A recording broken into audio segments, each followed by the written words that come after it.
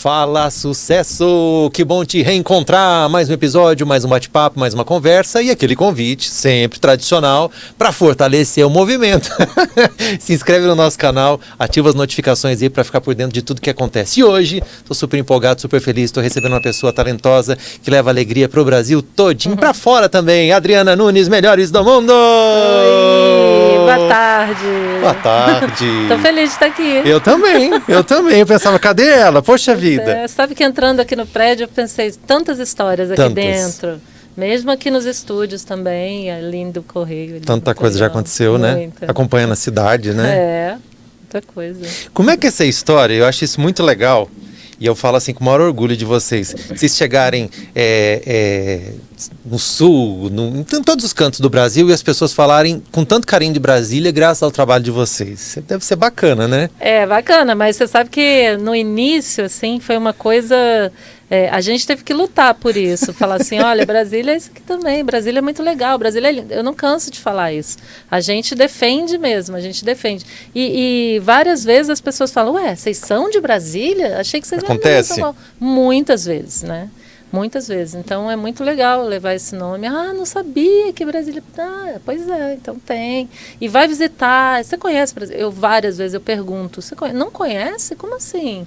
Uma cidade linda, maravilhosa. Pois é, incrível. E compro briga também, principalmente no avião. Sério, acontece? Avião, acontece muito. Tipo o quê? Com aqueles comentários? Estão chegando em Brasília, ou não sei o quê, segura a carteira, várias brincadeiras assim, que eu falo assim, vocês que mandam o povo pra lá. O que te tira do sério, Adriana? Porque a gente que te acompanha, assim, parece que você é tão de boa, tranquila e tal. Tem algumas coisas que te tiram do sério? Tem, assim... Além desses comentários? Eu sou muito, assim, uma coisa que me tira do sério é o horário. Eu sou muito certinha com o horário, então a pessoa marcar comigo e atrasar é uma coisa que já me estraga pra frente que eu vou fazer, né? Porque eu acho que eu tenho... Eu acho que eu dei uma atrasadinha. Não, mas ela falou, chega às 2, eu já estava programando chegar 1. Ela falou, não, pode chegar às 2, eu cheguei 1h30. Foi, assim. Muito legal. É porque eu acho que o tanto de coisa, de atividade, de coisa que eu tenho para organizar na minha cabeça, fez com que eu fosse assim, queria até relaxar um pouco, não ser tão assim, né? Mas assim, pouca coisa me tira do sério. Qualquer coisa que envolva criança me tira do sério. Se eu ver uma ação na rua, qualquer coisa, mesmo que seja uma mãe, assim, eu me inflamo, assim, sabe? Qualquer tipo de violência com criança, qualquer tipo, assim, isso eu até saio, assim, de mim e vou daquele voo, assim, nem percebe.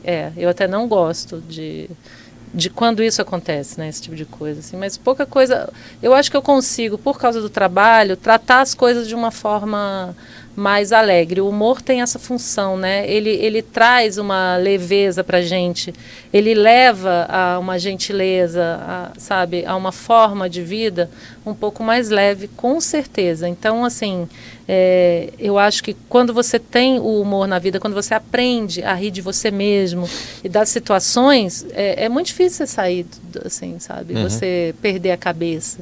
Porque você aprendeu a rir de você. Geralmente as pessoas perdem porque se acham muito além da questão e, na verdade... Se leva muito a sério. Nós não somos nada, estamos aqui brincando mesmo, e se a gente levar com brincadeira, tudo fica mais fácil. É verdade. Né? A vida toda. Vou fazer uma pergunta. Você já teve a seguinte experiência de acompanhar a galera saindo do teatro depois no espetáculo de vocês? Você já teve essa experiência? Sim, é muito interessante. É muito interessante. É muito interessante. A gente tira foto depois. Isso foi uma coisa que quando as coisas voltaram aqui depois da pandemia, a gente ficou ainda um tempo sem encontrar a plateia, né? É muito legal ver essa reação das pessoas. As pessoas saem leves, né? É muito legal. E não só isso, tem uma grande parte que é muito fã. Então, essas pessoas que falam o texto junto durante a peça, cara, são as pessoas que ficam esperando. Isso acontece muito? Muito, porque assim, jogral. A última vez, a última vez que eu fui, foi engraçado, não me incomodou não, mas tinha um cara atrás, ele falava... Tudo que vocês iam dizer, ele tinha decorado a peça. Isso aí é chato às vezes, né? Mas tem algumas falas das peças que as pessoas falam juntas, todas juntas. Agora isso aconteceu em Nova Iguaçu, na segunda sessão que a gente estava. O mar abriu no meio, velho, o anjo sai o anjo, todo mundo falando junto, né? E é engraçado porque tá gravado, né? Tá na internet, tudo. Mas umas outras coisas não estão, assim. São pessoas que postam, assim, são piadas novas e eles vão acompanhando. E é coisa de fã mesmo, não é só coisa de nerd. Porque o cara que tava atrás, ele tinha o time da piada, assim. Ele falava junto mesmo. Impressionante. Eu falei, caramba. E você sabe que até tem 3 peças nossas, do Hermanoteu, Sexo e Notícias, que estão numa plataforma de áudio. Audiolivro, também audioteatro. Então as pessoas só escutam também, várias vezes, né? Como cresceu essa coisa do podcast, de escutar, de radionovela. E assim, tem uns 10 anos que a minha filha mais velha falou, não, eu escuto essa radionovela, ainda chamou. E era da Inglaterra. Quando que a gente podia imaginar que isso voltaria, né? E aí as pessoas trabalhando, indo no ônibus, escutando podcast, escutando um livro, escutando uma peça de teatro. É que mexe com sentidos de uma forma diferente, né? Só ouvir. Eu escuto rádio, eu acho incrível essa função do locutor. É uma pessoa que você escuta a mesma voz todo dia na sua casa, né? Sim. Companhia amigo mesmo, né? É uma companhia. Assim como vocês também, né? Eu dei esse exemplo de acompanhar a saída do teatro, porque primeiro assim, você olha para as pessoas, é como se houvesse assim uma fraternidade, tá todo mundo assim muito aberto a ser amigo, porque elas estão leves e sorrindo e tal, né? E às vezes meio que um olha pro outro assim, meio que, caramba, eles fizeram aquilo de novo, foi tão legal, tal. Eu não acredito que eles falaram aquilo. Eu acredito que a semana de todo mundo fica mais leve. Você passa a semana brincando com aquilo, lembrando, contando no trabalho, na escola, sabe? Tem uma coisa que eu já falei pro Giovanni, já falei pro Vitor umas 2, 3 vezes, o Pipo já ouviu também, você vai ouvir agora, e eu vou repetir isso sempre. Quando eu cheguei em Brasília, 2012, vindo do interior, uma cidade pequenininha, a gente não tinha muito contato com o teatro. O único contato que a gente tinha eram peças muito sérias, densas e montadas de uma forma um pouco mambembe, então você pega um trauma. Você é mineiro? Paraná, mas uma região toda colonizada por mineiros, né? Meu pai é mineiro, tá? Então, assim, meio que eu acho que a gente pega um trauma de teatro porque não é interessante, né? Tô tentando justificar aqui. Então, quando eu cheguei, primeiro programa com os amigos, eles falaram assim, vamos ao teatro. Eu pensei, poxa vida, vim pra capital pra ir, que saco. Tal. Vamos assistir o quê? Melhores do Mundo. Eu pensei, gente, que pretensão, que povo presunçoso, né? Cara, depois que eu saí do teatro, eu falei assim, como o nome bate, o nome é perfeito para esse pessoal, para essa turma, para essa companhia. É incrível isso, né? Você fala assim, eles são muito bons mesmo. Como é que de repente, uma coisa que eu imagino que começou assim, no início mesmo da história de vocês e crescer tanto, ao mesmo tempo parece pra gente que foi ontem, mas tem toda uma jornada e de repente você olhar e falar assim, caramba, a gente conquistou um país inteiro, todo mundo conhece o nosso trabalho. Como é que é isso? Assim, é muito interessante que esse grupo, com a formação que ele tá, Os Melhores do Mundo, tem 27 anos, com a mesma formação. Nós 6, né? Mas eu, o Helder e Pipo, estamos juntos há 30 anos, né? O grupo anterior se chamava A Culpa é da Mãe, que já era um grupo de comédia, tinham mais 3 integrantes, eu, o Helder e Pipo. E esse grupo começou fazendo teatro em lugares menores, no Sesc, no Teatro Garagem, na Escola Parque da 304, na Casa do Candango, teatros pequenos, mas sempre cheios. Então era foi muito interessante experimentar isso. Né? A gente driblou muito, inclusive o preconceito de fazer comédia, imagina, há 30 anos atrás, era taxado de teatro comercial, besterol, e a gente foi... Tinha essa história do besterol? Sim, que a gente levava com o maior orgulho, né? Assim, a gente foi fiel, sempre é fiel ao nosso objetivo desde o início, que é fazer rir. Inclusive isso, a gente quer fazer rir. A gente lá atrás, se passar muito tempo que o público não está rindo, está na hora de botar um personagem, colocar uma piada, diminuir aquela cena, ou às vezes tirar uma cena inteira, né? Porque é para isso mesmo, né? A gente se diverte também e a gente quer que o público se divirta. Então, eu acho até que o sucesso um pouco maior veio de conquistar o país, né? Principalmente por causa da internet, que nos ajudou, da pirataria também, que de alguma forma, depois que a gente gravou os DVDs também, levaram, né? O teatro, porque a pessoa às vezes não considera que pode ir ao teatro, né? Porque o teatro é elitista, né? Porque é caro mesmo fazer teatro. Mas aquela pessoa que assistiu aquilo no DVD, de repente ela falou assim, não, eu vou guardar dinheiro para isso. Eu quero assistir, ou mesmo que seja lá em cima, que é mais barato, em qualquer lugar do país, o público foi aumentando o nosso, né? Uhum. Agora, a gente passou, claro, por altos e baixos várias vezes, tanto por crises no país e tudo, como temporadas erradas e várias coisas, né? Então, eu acho que esse sucesso que hoje a gente atinge foi, assim, tijolinho por tijolinho mesmo, sabe? Eu acho que por isso a gente está junto também, porque várias coisas a gente passou, né? Enquanto você estava falando, eu estava criando uma teoria aqui na minha cabeça, ver se faz sentido. Você acha que o fato de vocês terem experimentado, calibrado, forjado a história de vocês numa cidade como Brasília, que tem o Brasil inteiro aqui, gente do Sul, Nordeste, Sudeste, Minas, Goiás, essa mistureba, que na verdade não é nem um Brasil, é o mundo inteiro, tem o mundo inteiro aí com as embaixadas. Exatamente. Você acha que isso também ajudou a desenvolver uma linguagem que funciona em qualquer lugar? Muito. Muito mesmo, porque todas as peças foram estreadas aqui. É um público muito crítico, a gente já sabe. Outros públicos a gente vai chegar, tem lugares que a gente entra, principalmente lugares que são mais carentes de cultura, que não vai muita coisa, que cada personagem que entra é aplaudido, como se fosse um sitcom. Gostoso, entendeu? Né? Só que Brasília não, Brasília fala assim, peraí, o que você vai me mostrar? Então a gente teve que suar para conquistar esse público aqui. Né? E a gente sabe que é um público muito crítico, é um público com lastro. Então, assim, quem fala, comédia qualquer um faz, comédia você fazer qualquer coisa, o povo ri. Não é, entendeu? Você tem um caminho para chegar, e esse público de Brasília é um público muito crítico que formou todos os espetáculos. E a gente fez os espetáculos para o público de Brasília. A partir do momento que foi saindo, eram tantas referências, tantas coisas, que cada lugar que a gente chegava, a gente tinha que trocar aquelas referências. Cada um, eu tenho uma lista aqui no meu celular das notas de cada cidade. Eu chego numa cidade falando, qual que é a estrada perigosa? Agora, qual que é o bar que não sei o quê? Qual que é a rua que alaga? Agora, a gente já sabe também, de tanto ir, a gente já conhece várias cidades. Então, eu acho que o muito desse sucesso se vale de ter começado aqui, de ter feito em Brasília, né?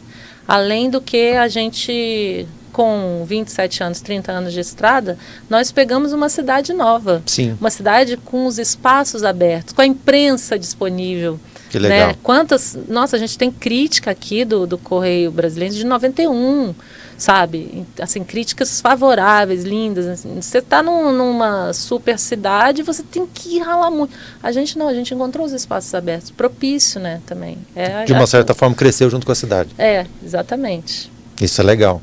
Isso é muito legal. Mas, ao mesmo tempo, foi criando um mau hábito também no sentido, claro, entre aspas, no sentido das pessoas ficarem cada vez mais exigentes, como você falou, né? Tipo assim, Sim. Algumas coisas não funcionam e tem que sempre aprimorando. É um desafio, né? Você fazer o mesmo espetáculo também, só que sempre soa diferente, né? Quando a gente está assistindo vocês, é impressionante. Mas imagina também que uma época você não tinha um público tão grande, a gente não tinha um público tão grande, mas tinha um público fiel. Aquele público assistiu aquele espetáculo. Daqui 2 meses ele quer ver outro. E daqui 2 meses outro. Então teve um ano que fizemos 9 espetáculos autorais. E o grupo é autoral, né? Todos os espetáculos são escritos e feitos por Mas teve um Hamlet aí, né? Teve. Quem que falou? Gostei, ué. Nossa, incrível a experiência. Eu gosto de vocês. Que bom. Eu acompanho vocês. Como é que foi isso? Sabe até as podridão. Como é que foi isso, fazer um Shakespeare ali? Foi uma experiência incrível, né? Primeiro porque a gente não era os melhores do mundo, era culpa da mãe ainda. A gente se debruçou naquele texto. Eu tenho formação acadêmica, né? Mas desse grupo da Culpa da Mãe era só eu. É a parte séria do negócio. Eu estudei no Dulcina, formei lá e tudo. E por ter acesso a todos esses textos, né? Porque eu tinha que estudar e tudo, veio essa ideia da gente fazer o Hamlet. Mas, assim, a gente, de alguma forma... por trabalhar com comédia, a gente deu um jeito de transformar aquele espetáculo numa linguagem mais próxima à nossa. Não estou dizendo que foi Tinha uma assinatura comédia. de vocês. Mas a direção foi do Antônio Fábio, mas a gente trocou todos os papéis. Por exemplo, as mulheres faziam os papéis masculinos e os homens os femininos. Então eu fiz o Hamlet. Né? E o figurino era lindo. O Helder fez desenhou um figurino maravilhoso, todo preto e vermelho. A gente usava nariz de palhaço. Então, assim, foi um Hamlet diferente, mas respeitado, o texto, tudo. Deixa outra coisa que, sem planejar, que veio aqui enquanto você falava do Helder. No período do Zorra Total, vocês viajavam juntos? Como é que era a rotina de vocês? Vocês iam toda semana para o Rio?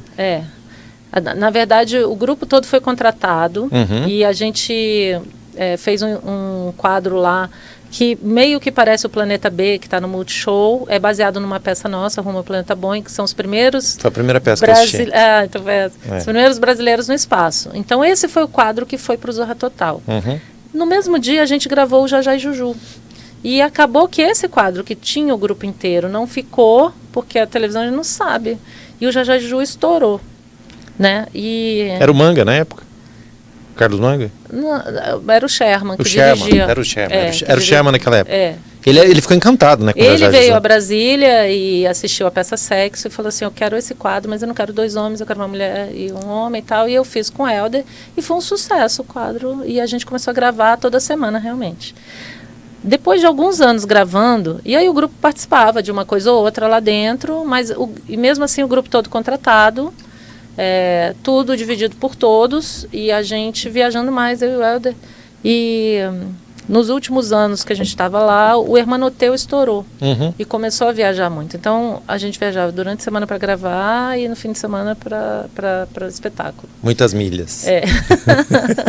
Então era assim, mas foi acho que uns 5 anos, né, gravando. O povo pegava muito no pé, assim, em aeroporto, avião, porque... Pro Helder mais até, assim. Que vocês dois juntos, todo mundo reconhecia na hora, né? Isso sim.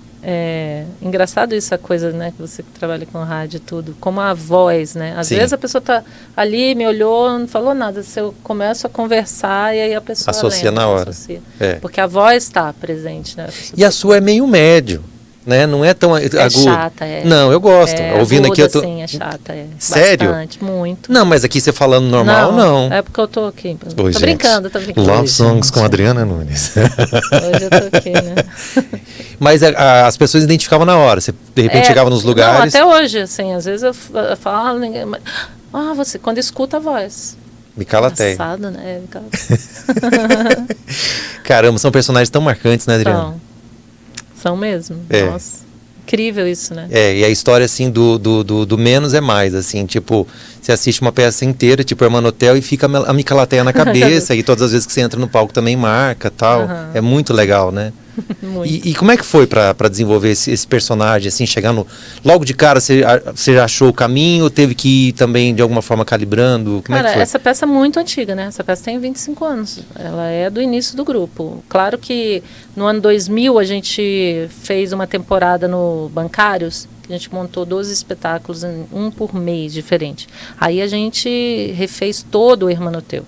Recriou ele todinho, foi quando o Chico Anísio gravou A Voz de Deus e tal. E a partir dali, então, tá esse mesmo espetáculo, muda uma coisa ou outra.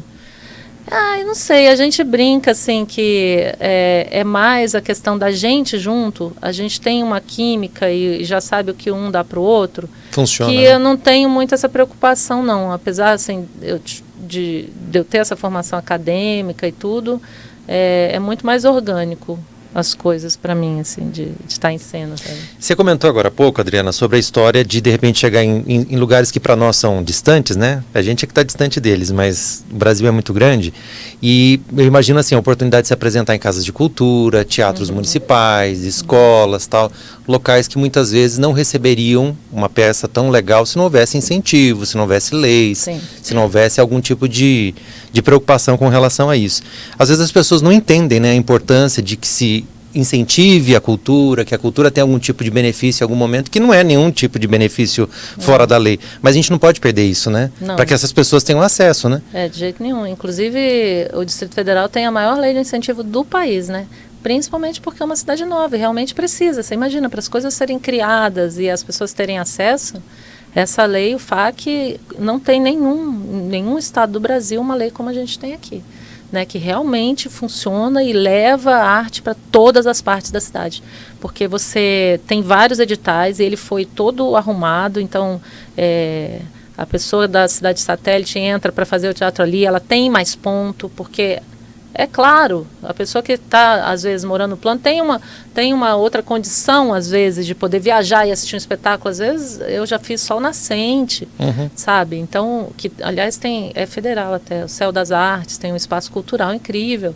Então, é muito importante que isso aconteça. E mesmo a Rouanet, né? Muito importante, tem um papel significativo, né? Muito importante, porque as coisas não seriam feitas se não fosse assim, né?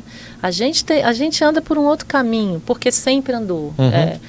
Pela própria necessidade que a gente tem e que isso virou a nossa profissão todo fim de semana de trabalhar, a gente corre por um outro, a gente quase não trabalhou com lei de incentivo, até com a Rouanet, a gente teve poucos apoios e patrocínios nessa, então a gente conta muito com a bilheteria, e por causa disso as coisas, só que a gente não pode esperar às vezes, né, é claro que a gente trabalha, agora a gente entrou em alguma lei, um FAC e tal, mas que cabe a nós, né? Mas é muito importante. É muito importante. Eu que mexi aqui. É muito importante no Brasil todo. Vamos incentivar isso. Rede social, você fica ligada, você fica atenta, você acompanha? Eu tenho dificuldade um pouco. Como é que você lida com isso? Ai, eu acho um saco. Mas assim... Eu também. Não, mas acontece que tem, né? Porque é engraçado isso, porque depois de um tempo eu falei, eu vou fazer minha peça. Eu tenho uma peça que o Vitor escreveu para mim, que é Mercedes com Z, que inclusive ela conta a vida para um locutor de rádio, que é super interessante essa peça. E eu montei ela no Rio, tal, estreiei ela lá, uma época que a gente estava morando um período lá. E quando eu resolvi remontar ela em Brasília, passaram-se anos e tal, resolvi remontar. Aí eu falei, e agora? Não sabia mais como era, porque antes eu até várias vezes filipetei de figurino, de personagem, fazia as filipetas e distribuía no bar, sabe? E as pessoas pegavam aquilo e iam, e depois isso mudou. Falei, e agora? Agora são nichos. Então, assim, é muito importante. A gente usa as redes patrocinadas e tal, mas aquela coisa do dia a dia a gente não é bom. Porque a gente não sabe, a gente acha chato. Gente, tô aqui chegando, olha aqui, eu no avião, isso aqui, olha isso aqui que eu ganhei. Eu até a Micalateia fazendo meio uma personagem. Gente, olha que incrível que eu ganhei da Clube FM, da rádio. Olha que caderninho fofo. Ai, amei, gente, obrigada. Pra dar os autógrafos. Olha essa caneca que chegou. Então, assim, isso a gente não sabe muito fazer. Por uma questão de, sei lá... Afinidade mesmo, né? Outra linguagem mesmo. Sim. Né? A gente fala, claramente falando, estamos velho para isso, mas a gente paga um menino de 21 para fazer uns videozinhos, botar uma legenda e tacar lá. Entendeu? Porque o de 21 sabe. A gente fala, que bobeira que escreveu, mas funciona, vai indo. E tem que ir, né? Sim. Tem que, porque é a nova forma. E outras vão surgir. Isso é interessante da arte, né? Nem tudo foi criado. A arte tem essa força toda porque... Você pode inventar uma coisa do nada. Exatamente. E ela ser incrível. Isso fantástica. É fascinante. E errar e acertar e tal.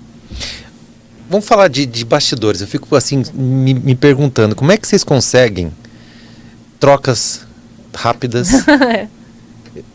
É muito impressionante. E para quem não conhece, eu lembro que quando eu levei minha mãe para assistir vocês, ela achou assim que tinha uns 12, 15. Tem gente que acha mesmo no final.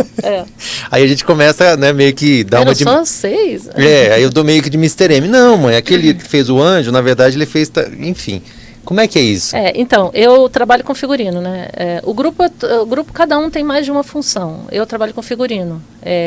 O Helder ele faz todo o design a cara, eu esqueci como é que chama isso. Tipo o conceito. O conceito todo, né? Então, ele que vai dizer qual é a cor que a gente vai usar, tudo, não sei o que, e eu só vou lá fazer, né? Eu tenho uma pessoa que trabalha comigo, a Tatiana e tal, e a gente já pensa nisso, né? As roupas têm que sair muito rápido. Então, a gente tem mesas, cada um tem uma mesa atrás do teatro. Geralmente são mesas, só quando o espaço é pequeno, às vezes de outro jeito, mas cada um tem uma mesa onde coloca na ordem os seus figurinos, né? Então eu já sei que eu vou trocar esse aqui, tá aqui, na hora de tirar, tira, pode jogar no chão e o próximo tá aqui, você já veste e já entra. E esse processo, vocês que criaram pro formato de vocês? Exatamente, porque tem que entrar rápido. Então cada um tem o seu espaço atrás para... quando é um personagem que dá tempo, volta no camarim, mas geralmente não dá, porque são teatros que às vezes 2 escadas para subir. Rola umas caracol às vezes? Isso, umas coisas loucas, teatro que não faz camarim no palco, no mesmo andar, então a gente tem esse esquema, né? E tem uma pessoa maravilhosa atrás do palco, que é o Edésio, é uma pessoa só. A gente viaja muito reduzido, que ajuda ali na troca, né? E um ajuda o outro também, de alguma forma? Também. Cada um tem sua função em cada espetáculo, né? Entendi. Eu sei que no Hermanoteu eu tenho que ajudar o Siri ali naquela troca. Eu que amarro a sandália do Vitor, quando eu saio de Micalateia, eu vou no camarim que o Vitor tá, amarrar a sandália dele de Romano. Então, assim, são essas funções. Eu dou uma lata pro Pipo na hora que ele sai, a lata de lixo na hora da ceia. Então, cada um tem uma coisa ali para fazer pelo outro também. E funciona? Funciona. É uma engrenagem mesmo. É, uma engrenagem. E quando um não tá, como é que faz? Aí precisa passar a dica pro outro, tipo, ó, hoje não tem ninguém para amarrar sua sandália, não esquece. Assim, a gente é substituível, um ou outro, muitas poucas vezes a gente foi substituído. Muito pouco, assim, muito pouco mesmo. Mas aí a gente ajuda, principalmente a pessoa que está entrando, né? São quantas peças ao todo? A gente já montou mais de 25 autorais, mas hoje a gente trabalha com 12, assim, que podem voltar a qualquer momento, né? Dessas 12, a gente faz 6, assim mesmo, sabe? Quando você fala que pode voltar, que tem figurino, tem cenografia, tem tá tudo no jeito. Tem a ideia também de que volte e tal. As outras 14 e tal, você acha que tem uma possibilidade de uma hora resgatar também? Tem. A gente até pensa, tem filé mignon, a gente fala, vamos fazer o A de volta, vamos fazer escravizaura. Então tem, e tem figurino guardado também. Eita, a gente tem um mini depósito e agora a gente tem o patrocínio da Rodolfo Imóveis. Legal. Que está cedendo uma sala pra gente, que a gente ampliou o nosso depósito. Rodolfo, parabéns, Rodolfo Imóveis. Porque são tão poucas pessoas que vão realmente, assim, né? Que a gente tinha um depósito que estava assim, entulhado, porque um pouco do nosso cenário e equipamento estava no Teatros Bancários. E aí agora está reformando, só que a gente precisou sair, juntou tudo numa salinha só, figurino com cenário, estava impossível achar as coisas, aí ele deu uma outra sala pra gente. E tem que ter algum tipo de manutenção, principalmente cenografia? Tem. Aí o Edésio faz essa parte e a Tatiane faz a outra. Fora isso, a gente tem a Dora, que é escritório, assim, e a Non-Stop, que é a nossa produtora nacional, né?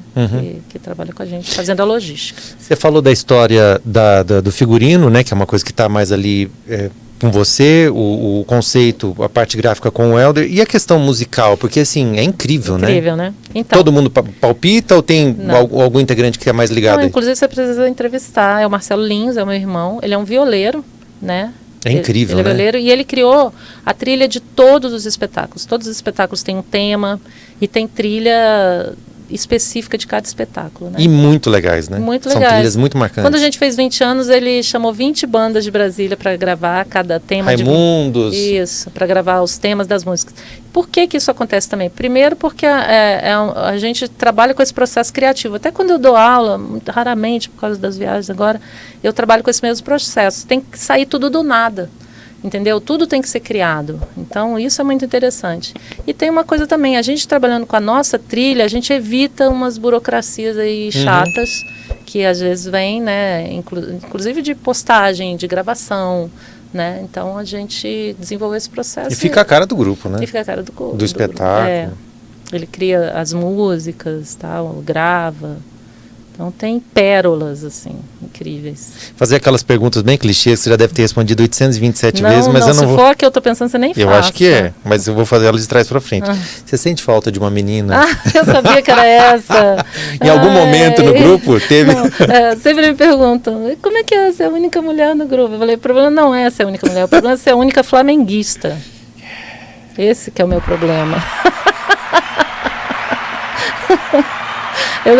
Eu fui educada com você, que eu não respondo então mais não é sacanagem, eles ficam fazendo aquelas piadas de Flamengo e tal, não é sacanagem, eles são anti mesmo, é isso?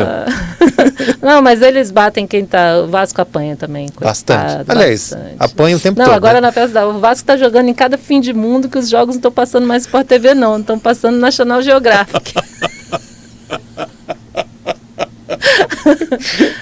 É bem por aí. Não, a gente não perde a piada, não. Não, jamais. E esse time é uma piada, né? Mas é triste. Eu acho, assim, pelo menos, eu gosto de futebol, conhecendo a história dos times principais, do Vasco da Gama, principalmente, eu sinto falta, porque desde criança, aquele Vasco e Flamengo, né? Era incrível aquilo. E o Vasco tem que ter, né? O adversário, o antagonista. Tem uma história linda, Sim. né? Foi super importante pro futebol. E é triste estar do jeito que está, né? Tomara que saia, né? Pra gente brigar, né, no nível. Mas voltando à pergunta clichê, em algum momento quase teve?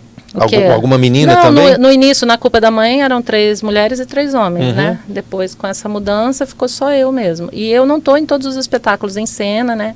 Apesar de produzir ou dirigir. Hoje em dia a gente não tem mais direção, mas eu já cheguei a dirigir alguns espetáculos. Também porque eu tive 3 filhos esse tempo todo e tal. E fiz outros espetáculos, trabalhei com outros diretores de Brasília, turnê fora de Brasília, fora do Brasil com outros espetáculos, então eu não estou em cena em todos, né?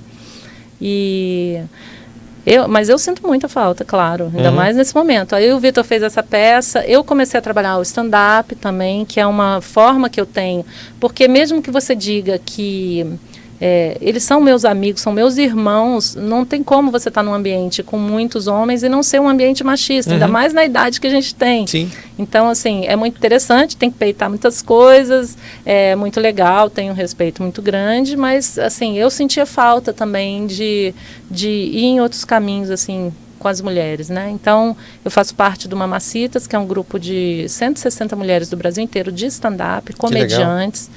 Já tiveram 2 encontros em São Paulo, o primeiro com 60, o segundo com 120 mulheres, hoje a gente tem uma rede maior, então acaba que a gente se conecta às mulheres do humor, né? Tem um canal feminino também no YouTube, que é o canal Cutículas, que surgiu em 2019, com uma atriz do Rio, Juliana Guimarães, que trabalhava comigo no Multishow, e acabou que em 2020 a gente parou de gravar, agora a gente está indo outros caminhos com esse canal, nessa necessidade do feminino também, de trabalhar essa parte. E como é que foi, de repente, a sua primeira experiência com stand-up, como é que está sendo agora, tal, como é que é isso? Muito difícil. A primeira experiência com stand-up, elas me chamaram, as meninas do stand-up, numa homenagem a Dercy Gonçalves, quando foi 10 anos da morte dela, em 2018, e elas fizeram stand-up, e eu fiz o stand-up, mas fazendo como Dercy, a personagem. Não posso falar, que isso. Então eu fazia a Dercy, e aí conheci e comecei a trabalhar com elas. É muito estranho, assim, eu sempre fico nervosa, eu às vezes não aceito fazer, porque é cara limpa, né, e aquele costume do teatro, você botar uma peruca e falar o que você quiser. Ali não, você tem que pensar no que você está falando. Então, o stand-up já serviu de muitas coisas para mim, inclusive de terapia, inclusive de bater e falar assim, não preciso falar isso para as pessoas. Foi uma forma muito legal que eu encontrei de autoconhecimento mesmo, falar assim, por que eu estou tendo que falar isso? E de aprimoramento, e de escrever, né, e de fazer um próprio material também. Aí, às vezes, os meninos me ajudam, o Giovanni, o Vitor me ajudam, colocam uma piada, eu mostro antes e tal, e vou fazendo, assim, e eu acho interessante. Não faço mais porque a rotina do teatro atrapalha. O stand-up tem que ser toda semana, senão você não cresce. Você fala em que sentido? De público, de estar próximo do público? Não, do seu texto melhorar mesmo, entendeu? É a prática que faz o negócio... como tudo, né? Como tudo. Mas aí ele fica muito estranho se você para de fazer, né? E tem quanto tempo desde o primeiro? Eu comecei em 2018. Caramba. Estamos falando de pouco tempo. É. Mas é interessante porque quando eu comecei lá com as meninas em São Paulo, eu gravei para o Comedy Central também, o meu, tal, um pedaço. Você colocar que na minha idade, falando o que eu estou falando, tem pouca gente, entendeu? Então é interessante você ter um lugar de fala aí, das pessoas falam, olha, tá brincando com isso aí, tá brincando com esse assunto que às vezes... Pouca gente falando, mas muita gente interessada em ouvir, né? Né? Mas ao mesmo tempo também essa idade não tá tão ativa às vezes no YouTube, então assim, é uma luta para chegar, né? Principalmente porque eu não vou fazer, entendeu? Então é difícil. As dancinhas, cara, dói meu quadril, não vou fazer. Dancinha no TikTok. Que tortura, né?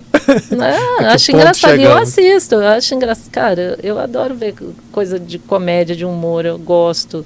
Mas muita coisa eu não entendo. Sim. Eu não entendo mesmo. Cara, vocês estão rindo de quê? Estão rindo de quê?